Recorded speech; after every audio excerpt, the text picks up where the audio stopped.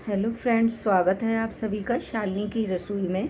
तो आज मैं लेकर आई हूँ, ये नमकीन बनाएंगे हम साबूदाने से।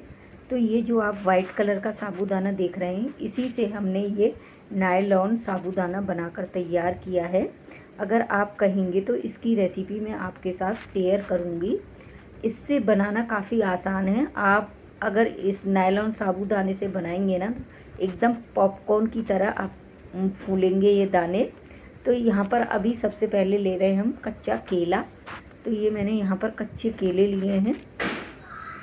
केले को पहले है ना धो लिया है अच्छी तरह से साफ़ करने के बाद यहाँ पर इसको हम छील लेंगे, और छीलने के बाद इसका छिलका निकाल लेंगे।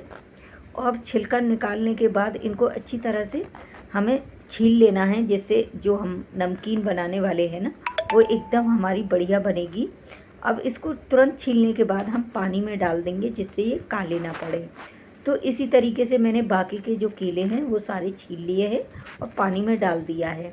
अब यहाँ पर लेंगे हम एक चॉपिंग बोर्ड।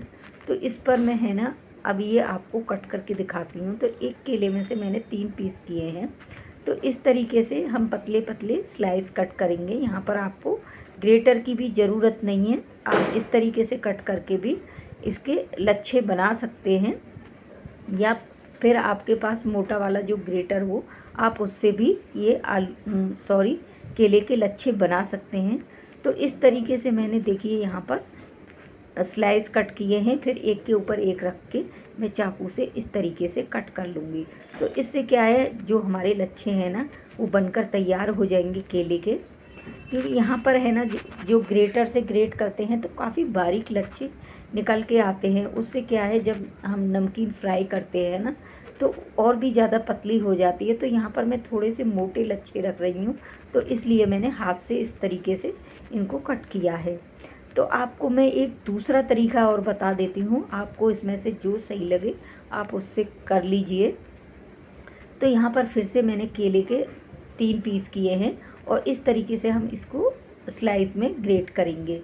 तो इस तरीके से हमारे जो पीसेस हैं वो हमारे ग्रेट करके तैयार हो गए हैं, और एक के ऊपर एक रख के इस तरीके से फिर से हम कटिंग कर देंगे। तो यहाँ पर मैंने थोड़े बड़े बड़े लच्छे किए, तो आप इन दोनों में से कोई सा भी तरीका इस्तेमाल कर सकते हैं। तो इस तरीके से सारे केले के ये मैं यहाँ पर मोटे मोटे लच्छे बनाकर तैयार कर लूँगी।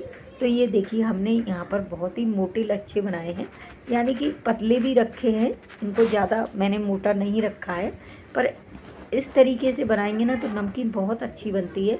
यहाँ पर हमारा तेल भी गर्म हो चुका है, तो थोड़े थोड़े लच्छे लेकर हम इसमें डालते जाएंगे, और जब तक ये अच्छे से क्रिस्पी ना हो जाए तब तक हम इन्हें हाई फ्लेम पर फ्राई करेंगे। यहाँ पर हमें जो गैस का फ्लेम है कम नहीं करना है। और जब ये फ्राई हो जाते हैं ना, तो इनमें एक बजने की आवाज़ आने लगती है। ये आपस में क्रिस्पी होने के कारण आपस में बजने लगते हैं। तो अब ये यहाँ पर फ्राई हो चुके हैं, इन्हें मैंने निकाल लिया है इस बड़ी वाली छलनी में। जो भी एक्स्ट्रा ऑयल होगा इसका निकल जाएगा। अब इसे हम प्लेट में निकाल लेते हैं, और जो बाकी के लच्छे बचे हैं वो मैं इसी तरीके से फिर से फ्राई कर लूँगी। तो देखिए मैंने यहाँ पर बाकी के भी डाल दिए हैं, तो इनको भी इसी तरीके से फ्राई करेंगे हाई फ्लेम पर ही। थोड़ी देर में ही देखिए ये अच्छे से क्रिस्पी हो जाएंगे। अभी इनको हम नहीं चलाएंगे। अब देखिए सारे लच्छे मैंने जो केले के हैं वो फ्राई कर लिए हैं। अब यहाँ पर 1 कप डाल रही हूँ मैं मूंगफली। ये कच्ची वाली मूंगफली है। यहाँ पर अब गैस का फ्लेम कम रखेंगे, क्योंकि मूंगफली जल्दी से भुन जाती है। जब इसमें अच्छे से क्रैकल आने लग जाए ना, तो समझ लीजिए मूंगफली अच्छे से भुन चुकी है। अब मूंगफली को एक जाली में निकाल लेंगे, जो भी एक्स्ट्रा ऑयल होगा इनका निकल जाएगा। अब जो साबूदाने को हमने नायलॉन साबूदाना बनाया था, और देखिए कैसे मोटे मोटे दाने हो गए इसके फूल के, एकदम पॉपकॉर्न की तरह ये हमारा जो साबूदाना है अच्छे से फूल गया है। तो इसी तरीके से थोड़ा थोड़ा डालकर मैं इसको फ्राई कर लूँगी। यहाँ पर गैस का फ्लेम हाई रखना है। तेल का टेम्परेचर ना एकदम गर्म होना चाहिए, तभी अच्छे से फूल जाएंगे। अब यहाँ पर कड़ी पत्ता है, उसको छलनी में इस तरीके से मैं इसको फ्राई कर लेंगे, जिससे क्या है अच्छे से हमारा जो कड़ी पत्ता है अच्छा क्रिस्पी हो जाएगा। अब यहाँ पर हम है ना नमकीन बनाकर तैयार कर लेते हैं। तो यहाँ पर मैंने एक मिक्सिंग बोल लिया है, तो सारे जो केले के लच्छे हैं इसमें डाल देंगे हम। बहुत ही क्रिस्पी हमारे जो केले के लच्छे हैं वो फ्राई हुए हैं। यहाँ पर हमने साबूदाने को भी डाल दिया है, मूंगफली भी, तीनों चीज़ों को हमने डाल दिया है।